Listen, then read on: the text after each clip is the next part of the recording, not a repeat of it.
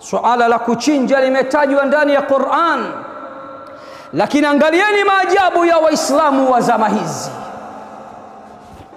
Huyu mzaramu mwenzangu huyu wa ukae mwenzangu huyu anayesema hana uwezo wa kuchinja, anasubiri nyama za dezo. Mnajua mara ngapi anachinja mwaka mzima kwa ajili ya mashaitani na marohani na majini na waganga na washirikina na watabiri na wachawi kwa ujumla. Mbuzi wa shirki wanapatikana. Vipi sasa mbuzi wa haki hawapatikani?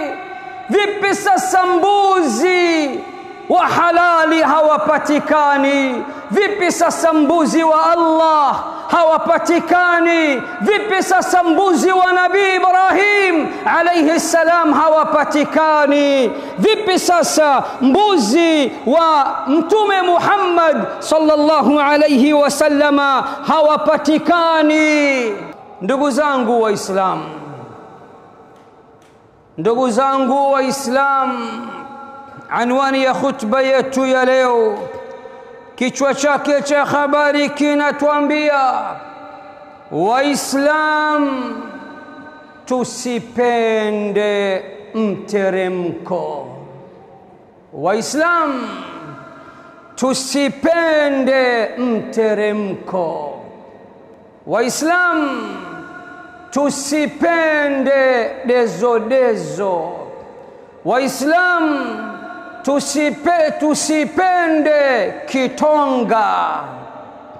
Hii ndio anwani ya khutba yetu ya leo, na huenda anwani ya khutba yetu ya leo ikawa ina ukakasi kidogo kwa sababu ya kichwa cha habari namna kilivyokaa.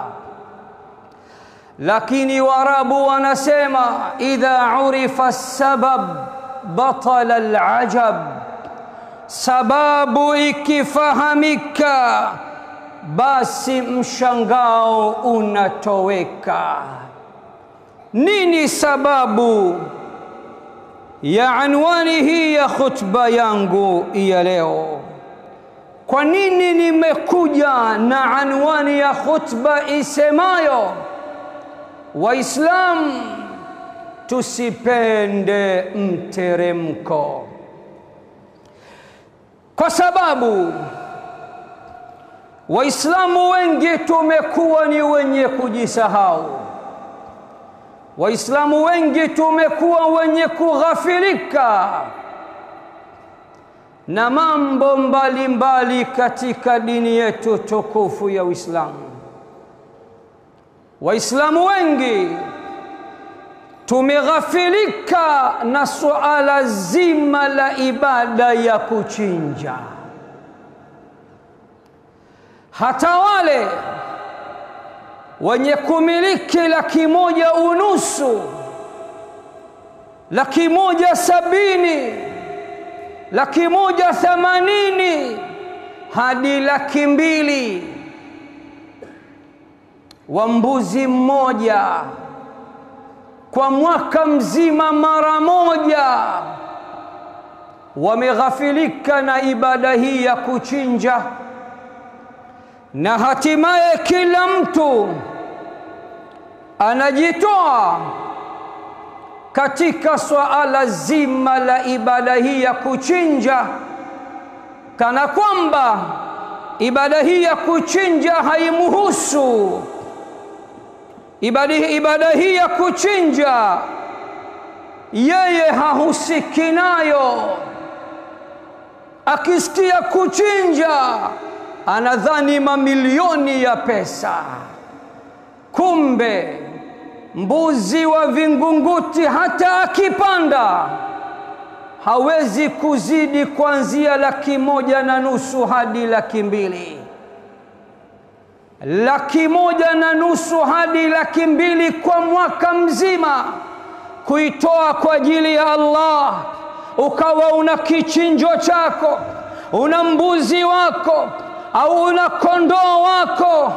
Wengi katika Waislamu hilo hatuna habari nalo, na badala yake wengi wetu tunapenda kitonga, wengi wetu tunapenda mteremko, wengi wetu tunapenda dezo, wengi wetu tunasubiri nyama za Waturuki. Allahu akbar. Hii ndo sababu ya khutba yetu ya leo. Lakini swali ndugu yangu Muislamu nikuulize, hautaki wewe kutekeleza mila ya baba yetu Ibrahim alayhi salam?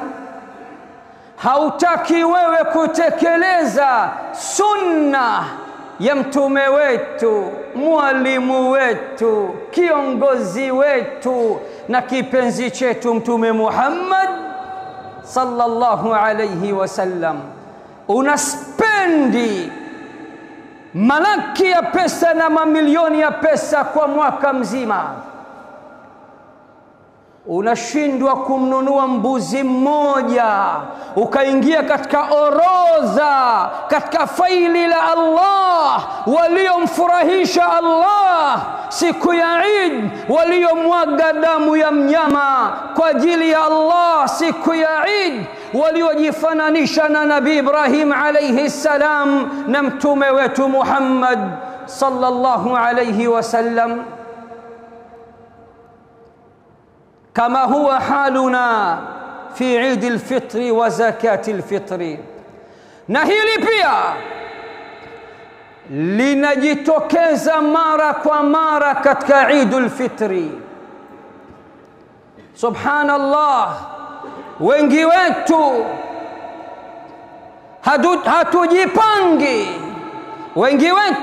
hatujipangi kwa ajili ya kutoa zakatul fitri, tuhratan lis-saimi min al-laghwi war-rafathi wa tu'matan lil-masakin.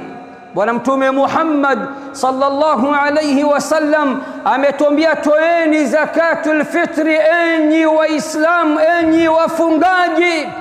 Na sababu za kutolewa zakatul fitri ni mbili, na hikma zakatul fitri ni mbili. Utakaso, humtakasa mfungaji na funga yake kwa ujumla, lakini pia ni chakula na lishe kwa ajili ya maskini. Waislamu wa zama hizi aka wazee wa mteremko, wazee wa kitonga, wazee wa dezo, wazee wa bure, wengi wetu tuko hivyo.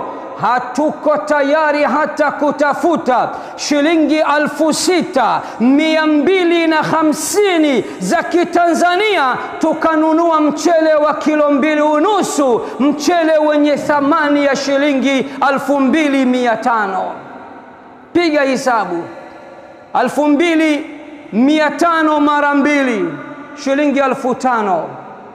Kilo 2.5 maana yake chukua 2,500 igawe mara 2, utapata 2,250 kama sikosei. Total kuu, jumla kuu ya zakatul fitri ya muislamu mmoja shilingi 6,250, ili funga yake ipande kwa Mola wake hali ya kuwa inang'aa, inameremeta. Hayuko tayari. Utasikia 10 la mwisho, wazee wa kitonga, wazee wa mteremko, wazee wa dezo wanaweka booking mapema, usinisahau zakatul fitri yangu.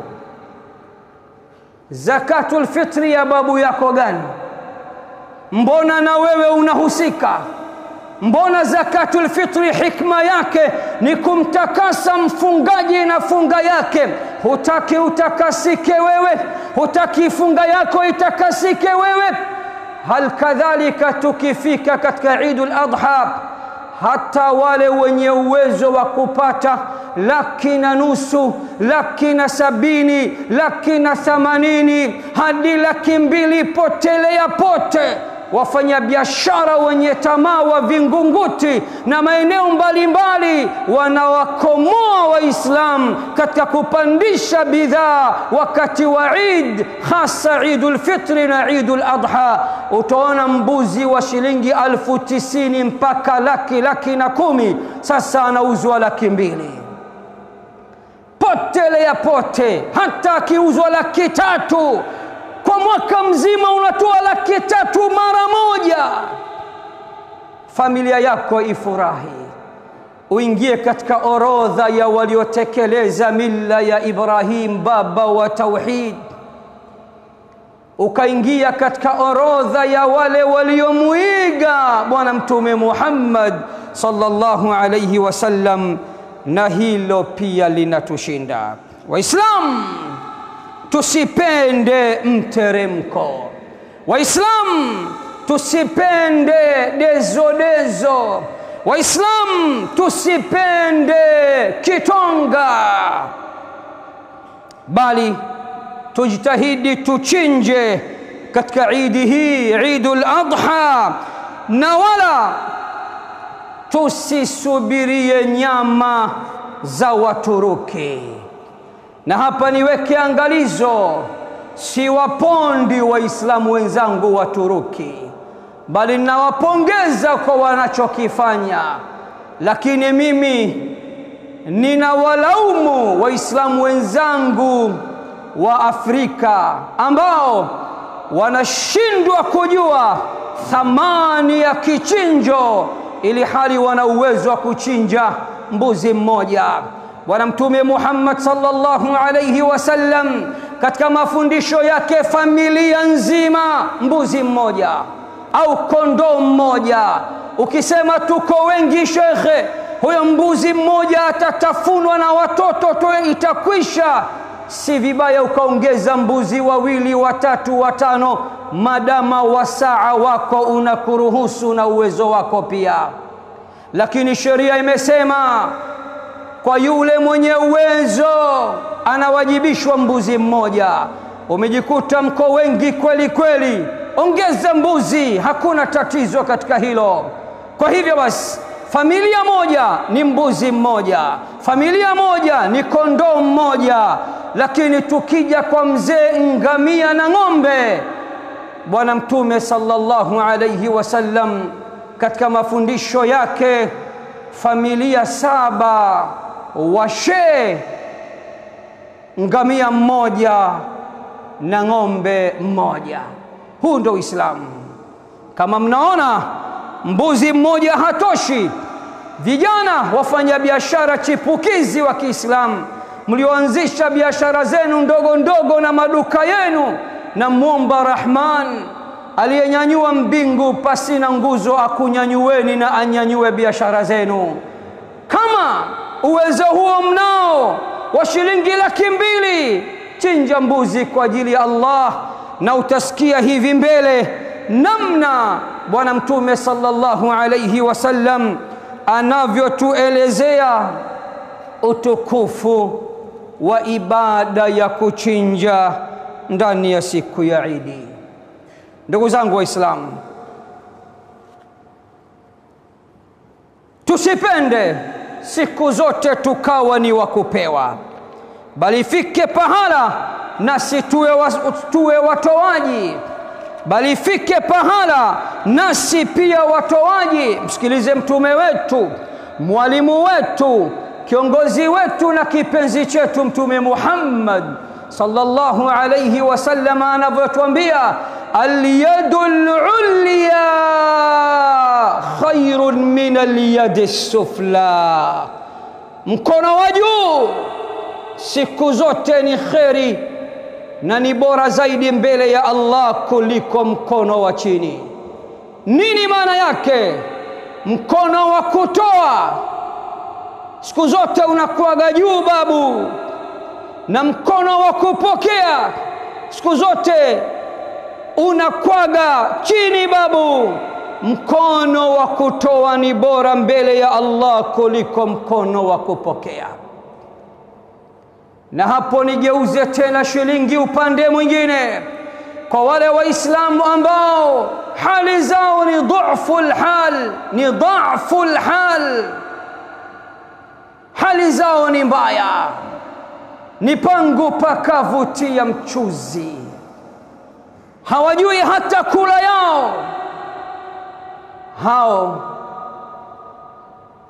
ikiwa kweli Allah anawashuhudilia hamuna uwezo huo, hizo pesa wekundu wa Msimbazi mnazisikia tu, basi msiwe na waswasi, sheria imewatendea haki. Wale wenye uwezo wameagizwa wakishachinja moja ya mafungu wa kupeni nyinyi mafukara na maskini wa Kiislamu. Lakini ninachokikataa mimi, kila mmoja kujivua na ibada hizi. Ibada ya zakatul fitri simo 6250 mtu anadai zinamshinda, ana smartphone bando lake kwa mwezi 1030-40-50 kwa mwezi, buku 6250 eti hana kwa mwaka mzima ili aweze kutakasa funga yake. Njoo tena upande wa Eidu al-Adha, udhiya, hata mbuzi mdogo wa 1,200,000 eti mtu hana, wakati anaspendi mwaka mzima malaki na mamilioni ya pesa. Wewe sio maskini wala fukara, wewe umezoea mteremko babu, umezoea kitonga babu, umezoea dezo babu. Amka babu, na wewe kuwa ni mwenye kuchinja kwa ajili ya Allah jalla fi'ala. Msikilize Allah katika suratul Hajj aya nambari 34, anatuambiaje? Allah anatuambia,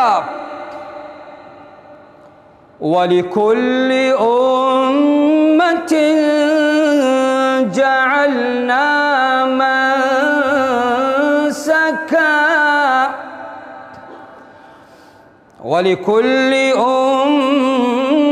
ummatin ja'alna mansakan liyadhkuru isma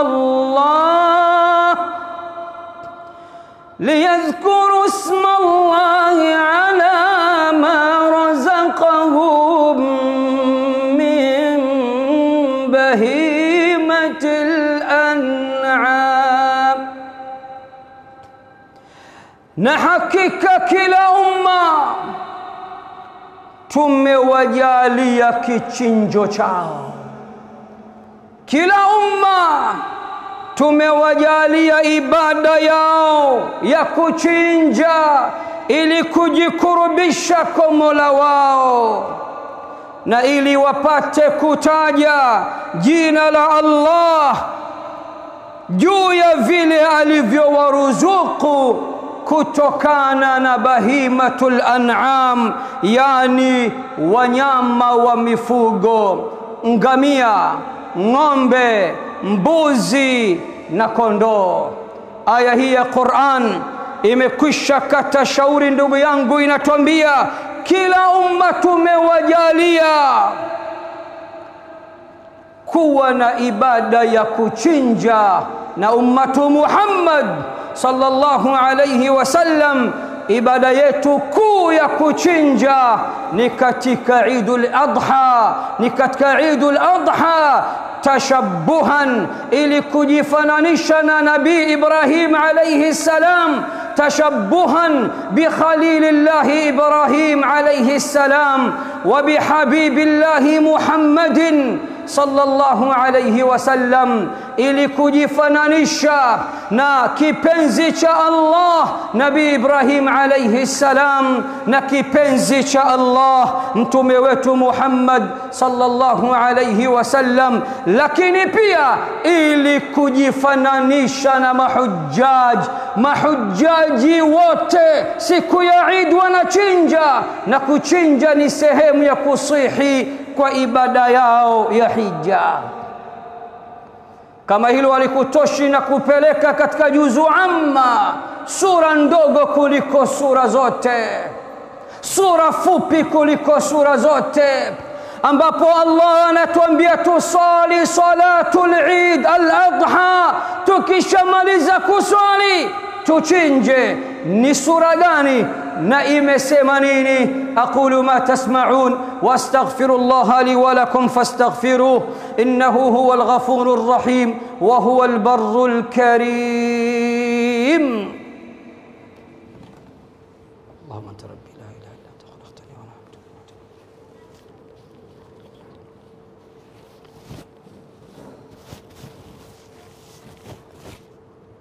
Allahumma yassir.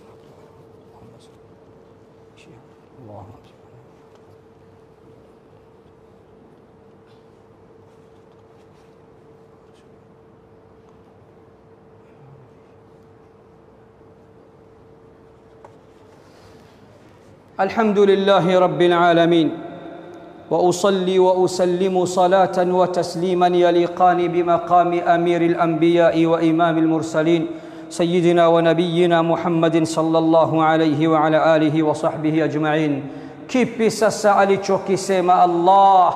Ndugu yangu, tega masikio, niazime masikio ya moyo kabla ya masikio ya kichwa. Sura ndogo, sura fupi kuliko sura zote ndani ya Qur'an, unaisoma kila siku na Waislamu wote takriban wameihifadhi. Allah ndani yake anaagiza tukisha swali, Allah ndani yake anaagiza tukisha swali salatu Eid al-Adha tuchinje wanyama wetu. Allah anasema bismillahir rahmanir rahim, inna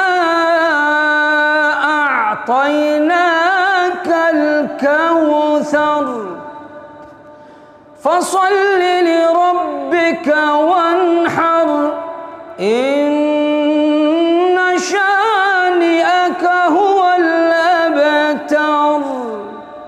Inna a'tainaka al-kawthar, hakika sisi wewe Muhammad tumekupa mto maalum unaoitwa Kauthar.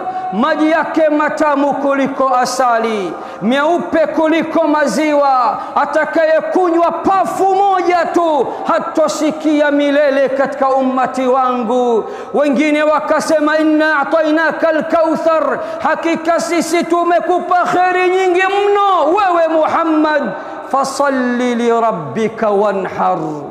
Ulama tafsiri wakasema hivyo basi swali salatul Eid al-Adha kwa ajili ya Mola wako mlezi na uchinje.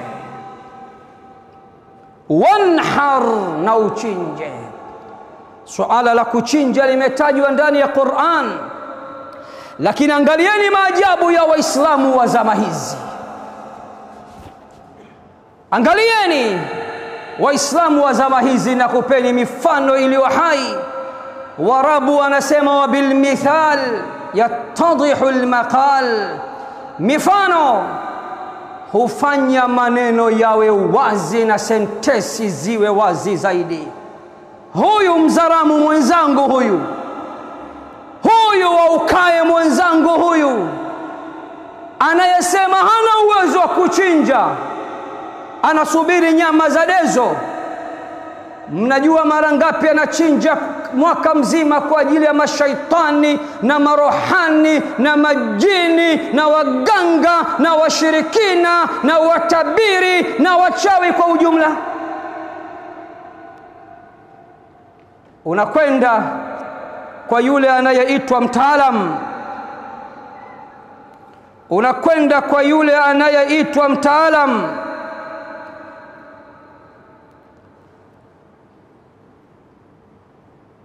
anakwambia tiba yako ni kichinjo babu. Waukae mwenzangu asemi mimi basi bwana, mimi ni fungu la kukosa, narudi zangu, mimi napata wapi uwezo wa kuchinja? Tamtolea wapi huyo mbuzi? Atakwenda kukopa. Tuna lugha zetu za mjini, kopa, nyang'anya, piga, ua, garadaza, mbuzi lazima patikane. Na tabaan anapatikana mbuzi wa shirki. Mbuzi wa shirki wanapatikana. Vipi sasa mbuzi wa haki hawapatikani? Vipi sasa mbuzi wa halali hawapatikani? Vipi sasa mbuzi wa Allah hawapatikani? Vipi sasa mbuzi wa Nabii Ibrahim alayhi salam hawapatikani? Vipi sasa mbuzi wa Mtume Muhammad sallallahu alayhi wasallama hawapatikani? Najiulize, kwa mwaka kafara ngapi ulizofanya za kishirikina na mbuzi wangapi uliowachinja? Lakini geuza shilingi upande wa pili, jogoo wangapi kwa mwaka uliowapeleka kwa waganga? Piga hesabu jogoo wale kwa mwaka mara ngapi, ni sawa na mbuzi mmoja pengine. Ndio utakuja kuona sisi bado hatujafahamu falsafa ya kuchinja kwa ajili ya Allah, falsafa ya Idi hii ya kuchinja.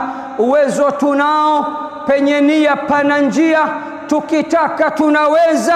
Mbona tunaweza kuchinja kwenye mengineyo, tunashindwa kuchinja kichinjo cha Nabii Ibrahim alayhi salam na cha Mtume Muhammad sallallahu alayhi wasallam, na kichinjo tulichoagizwa ndani ya Qur'ani tukufu. Twende katika sura ya 4, suratu twende katika sura ya 6, suratul An'am, aya nambari 162. Msikilize Allah anasemaje. Allah anasema, qul inna salati wa nusuki wa mahyaya wa mamati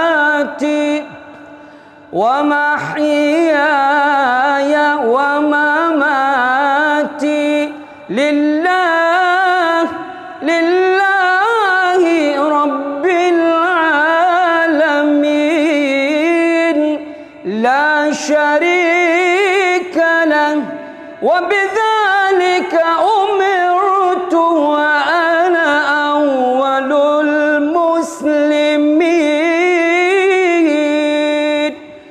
Qul, sema ewe Muhammad, inna salati, hakika ya sala yangu, wa nusuki, na kichinjo changu, wa mahyaya, na uhai wangu, wa mamati, na umauti wangu, lillahi rabbil alamin, vyote hivyo ni vya Allah mlezi wa walimwengu mzima. La sharika lah, hana mshirika. Wa bidhalika umirtu, na kwa hayo nimeamrishwa mimi Muhammad. Wa ana awwalul muslimin, na mimi Muhammad ndio muislamu wa awali kabisa, wa kwanza kabisa kuwa muislamu. Kama hilo halitoshi, pokea sasa hadithi nzito ya bwana Mtume Muhammad sallallahu alayhi wasallam aliyoipokea al-Imam Tirmidhi katika sahihi yake kwa nambari 1493, na ameipokea al-Imam Ibn Majah katika sahihi yake kwa nambari 1326 من حديث أم المؤمنين عائشة رضي الله تعالى عنها وأرضاها. Sikiliza simulizi riwaya aliyotusimulia bibi Aisha radhiyallahu anha. Bibi Aisha anatuambia anna an-nabiy sallallahu alayhi wasallam qala, bwana Mtume Muhammad sallallahu alayhi wasallam ametuambia, ma amila ibnu adama yawma an-nahri amalan ahabba ila Allahi min hiraqati damin. Allahu akbar. Sikize bwana Mtume sallallahu alayhi wasallam anavyokuambia. Bwana Mtume anatuambia, mwanadamu hajapatapo kufanya amali nzuri zaidi, tukufu zaidi, kubwa zaidi, yenye kupendwa zaidi na Allah siku ya Idi ya kuchinja kuliko pale alipomwaga damu ya mnyama, yani kuliko kuchinja. Nini maana yake? Maana yake katika siku ya Eid hakuna amali ambayo Allah nambari 1 anaipenda siku ya Eid kuliko kuchinja. Kama hili alitoshi, sikiliza sasa. Bwana Mtume sallallahu alaihi wasallam, wewe uliohangaika ukadunduliza, wewe uliokubali kumega bajeti yako ili mradi uingie ndani ya orodha ya wachinjaji mbele ya Allah subhanahu wa ta'ala, sikiza Bwana Mtume anasemaje: mbuzi wako hataondoka patupu, mbuzi wako hatopotea patupu. Sikiliza sasa Mtume anavyotuambia.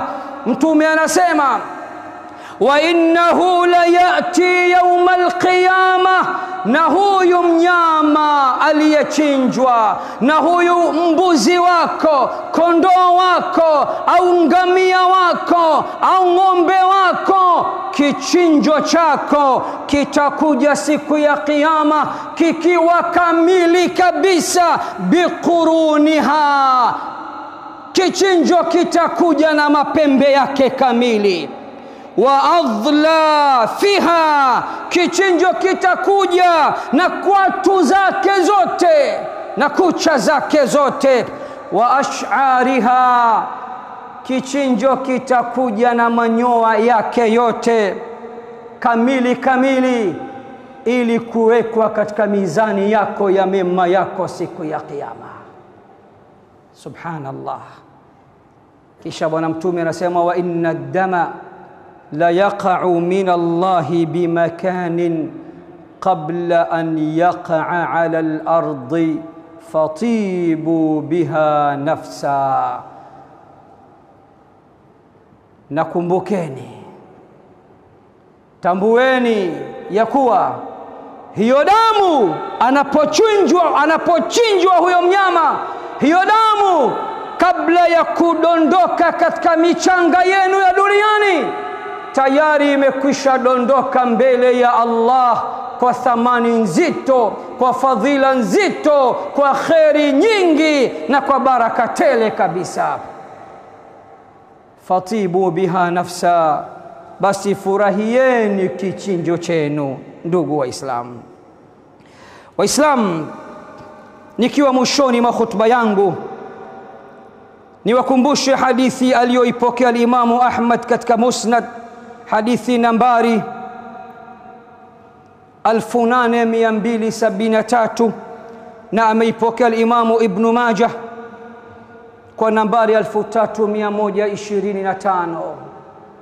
Sikiliza ndugu yangu, pokea ndugu yangu, wewe mwenye kuchungulia senti zako, bakhili wa mabakhili, chuma standardi, hutaki hata kuchomoa 200,000 ukaweza kumchinja mbuzi kwa ajili ya Allah siku ya Eid, na familia yako ikafurahi, majirani zako wakapata kitoweo, mafukara maskini ukawafurahisha siku ya Eid.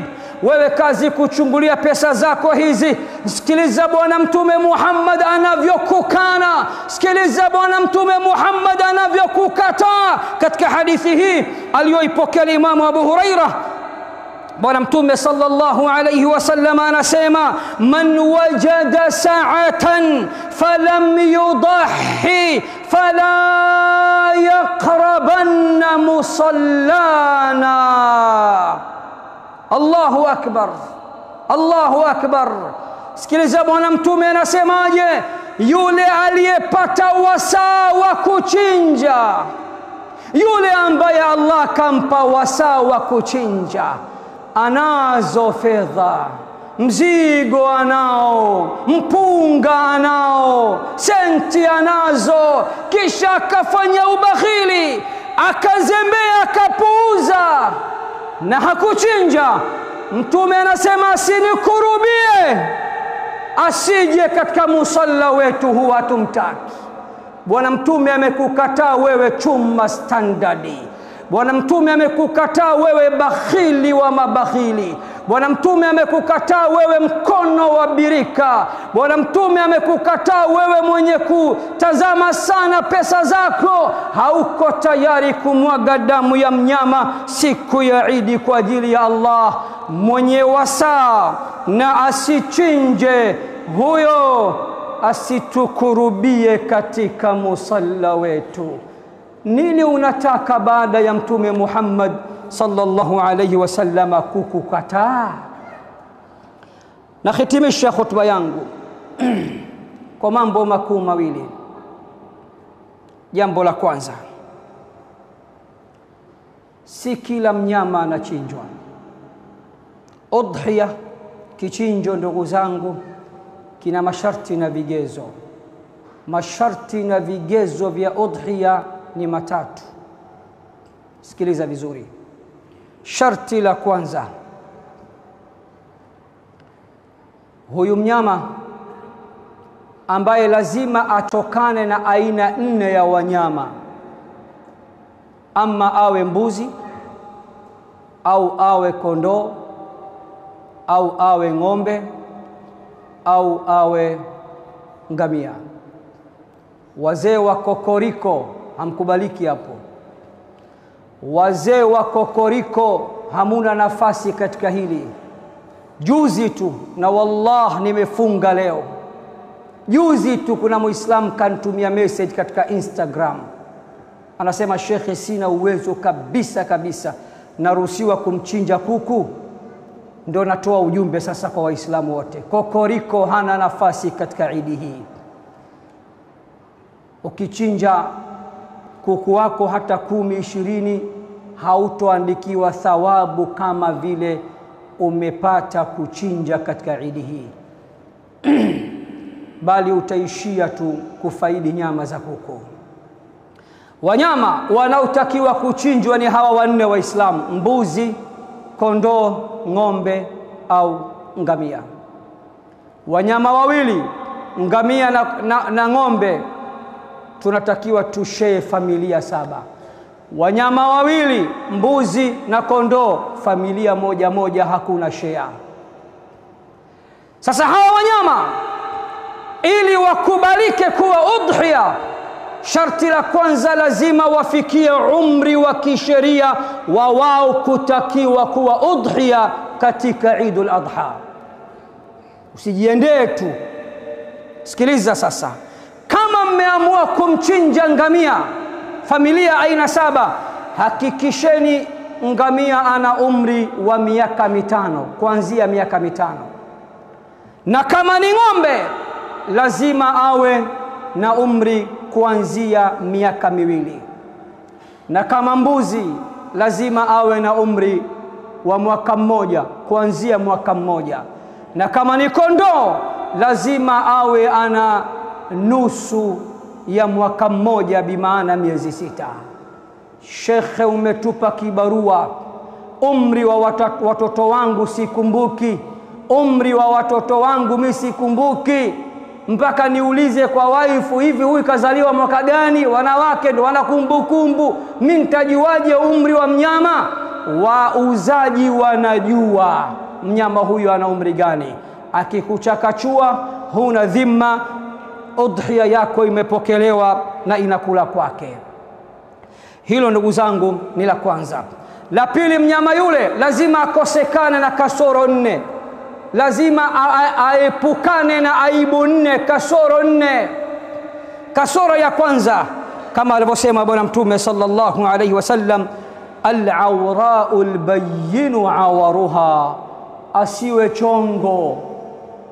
Lakini Mtume kaweka angalizo, asiwe chongo kiasi ambacho ule uchongo wake uko wazi. La kwanza. La pili, Bwana Mtume akasema, wal maridatul bayyinu maraduha, asiwe mgonjwa kiasi ambacho hata asiyekuwa mfugaji anajua huyu mbuzi ni mgonjwa. asiwe mgonjwa ugonjwa ulio wazi kabisa. Sharti la tatu, wal arja'ul bayyin dhala'uha, na asiwe kilema, amevunjika mguu, kiwete, lugha ya mjini, asiwe chiba, anachechemea kiasi ambacho kilema chake cha mguu kiko wazi. Sharti la nne, wal kasiratu allati la tunqi au wal kasiratu allati la tanqi, asiwe amekonda kiasi ambacho hata hana mafuta. Sharti la mwisho ndugu zangu, udhiya yako lazima uchinje ndani ya muda wa kisheria. Uchinje ndani ya muda wa kisheria, na muda wa kisheria huanza mara baada ya kuswaliwa kwa salatul Eid na siku 3 za mbele. Wengi wanadhani kuchinja ni siku ya Eid peke yake. Kama Allah hajakupa riziki siku hiyo, ukaja kufumania riziki siku ya Eid, tena mchana au usiku wa kuamkia Eid pili, unaambiwa bado hujachelewa. Ibada hii ina siku ya Eid na masiku 3 ya mbele ya ayamu tashriq. Ukichinja kabla ya Eid, imekula kwako, haiwezi kuhesabiwa kuwa ni udhiya mbele ya Allah jalla fi ulah. Mtume wetu Muhammad sallallahu alaihi wasallam, ndugu zangu, imethibiti kwake yeye mwenyewe akiwa ni mwenye kuchinja, kama alivyopokea al-Imam al-Bukhari katika sahihi yake na al-Imam Muslim katika sahihi yake. Kwa kuokoa muda, naomba muniwe radhi nisitaje hadithi nambari. Anas anasema, dhaha Rasulullah sallallahu alayhi wasallama bikabshaini amlahaini aqranaini dhabahahuma biyadihi wasamma wa kabbar. Bwana Mtume sallallahu alayhi wasallam alichinja kondoo wawili weupe wenye mapembe mazuri, kawachinja kwa mkono wake. Wasamma, akasema bismillah, wakabbar, akasema Allahu akbar. Mtume Muhammad sallallahu alaihi wasallam amechinja tena kondoo wawili. Riwaya nyingine inasema amechinja akasema, ya Rabbi, kondoo huyu ni kwa niaba yangu na familia yangu, na kondoo huyu nachinja na wachinjia umma wangu wote. Allahumma salli wa sallim ala sayyidina Muhammad wa ala ali Muhammad. Mwisho kabisa ndugu zangu Waislamu, Bwana Mtume sallallahu alaihi wasallam ametuambia, aliyetia nia ya kuchinja, man kana lahu dhibhun yadhbahu fa idha uhilla hilalu dhil hijjah fala ya'khudhanna min sha'rihi wala dhafrihi shay'a.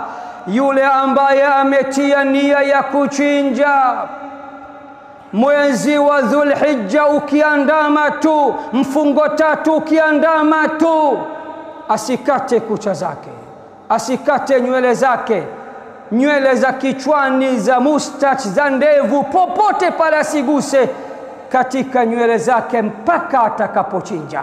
Akichinja aende saluni akatengeneze nywele zake. Kwa nini? Kwa sababu Allah anataka akulipe malipo ya kichinjo kamili kabisa kwa idadi ya viungo vyako vyote. Umekata kucha, utalipwa idadi kwa viungo vya kucha, kucha fupi. Mtume anakutaka uwe na kucha ndefu ili upate malipo kamili. Nywele zako umepiga upara, pale umekosa upande wa nywele, hautolipwa malipo kupitia kiungo cha nywele. Lakini ziache ziote kwa muda wa siku 10 hizi. Ukimaliza kuchinja tu pale nenda kashave na nenda kanyoe. Waislam tuchinje, kwa sababu kuchinja ni sunna, kuchinja ni mila ya baba yetu Ibrahim alayhi salam. Waislam tuchinje, kuchinja ni sunna ya mtume wetu Muhammad sallallahu alayhi wasallam. Waislamu siku zote tusiwe wenye kusubiria tu nyama za wafadhili, bali sisi pia tuwe wafadhili, sisi pia tuchinje. Qur'ani imesema mkishachinja fakulu minha wa at'imul ba'is al-faqir. Aya nyingine ikasema fakulu minha wa at'imul qani'a wal mu'tar, muyagawe katika mafungu yafuatayo. Fungu la kwanza, kuleni nyinyi ndio kwanza, kuleni nyinyi kwanza. Fungu la pili, kawalisheni wale wenye shida na wale mafukara. Aya nyingine ikasema wapeni hata wale waliokinai na wale waliokata tamaa. Gaweni nyama kwa nguvu kwa Waislamu wote, hasa ambao hawakujaliwa siku hiyo kuchinja. Tuchinje Waislamu, tusipende dezo Waislamu, tusipende mteremko Waislamu, tusipende kitonga Waislamu, tusisubirie nyama za wenzetu Waislamu. Hum rijalun wa nahnu rijal, wao ni watu na sisi ni watu. Wao kama wana uwezo wa kuchinja, sisi kama tunaamua penye nia pana njia tunaweza kuchinja. Na muomba Allah kwa utukufu wake na kwa rahma zake na baraka zake atufungulie milango ya riziki ummatu Muhammad. Allah, nakuomba kwa rahma zako na baraka zako tufungulie milango yote ya riziki. Allah, tufungulie milango yote ya khairi. Allah, tufungulie milango yote ya baraka. Allah, tufungulie milango yote ya kabul. Allah, tufungulie milango yote ya baraka. Allah, tufungulie milango yote ya utulivu. Turuzuku bighairi hisab, kwani hakuna anayeweza kuturuzuku bila ya hisabu wala ya idadi illa wewe. Tuwezeshe Waislamu tuweze kutoa na tuweze kuchinja katika idi hii ya kuchinja, na tuweze kusaidiana wenyewe kwa wenyewe. Allahumma salli wa sallim ala sayyidina Muhammadin wa ala ali Muhammad kama sallaita ala Ibrahim wa ala ali Ibrahim fil alamin innaka Hamidun Majid. Wa barik Allahumma ala Muhammadin wa ala ali Muhammad kama barakta ala Ibrahim wa ala ali Ibrahim fil alamin innaka Hamidun Majid. Subhana rabbika rabbil izzati amma yasifun wa salamun ala al mursalin walhamdulillahi rabbil alamin. Wa aqimis salat. Kutokana na maombi na ushauri wa wadau wa Kishki TV duniani kote ya kuomba kuichangia Kishki Online TV ili nao wapate kheri zinazotokana na kazi hii, sasa milango ipo wazi kwako Muislamu popote pale ulipo. Unaweza kuichangia Kishki TV kwa kutoa sadaka yako ili umma wa Uislamu uendelee kunufaika na maudhui ya vipindi mbalimbali vyenye ukumbusho na mafundisho lukuki kutoka hapa Kishki TV. Kumbuka kutoa sadaka hata kwa kiasi na ikhlas na kufurahi pindi itakapofika korabuka. Changia Kishki TV kupitia Airtel Money 0789445555 au Vodacom M-Pesa 0746588888. Jina Kishki Online TV.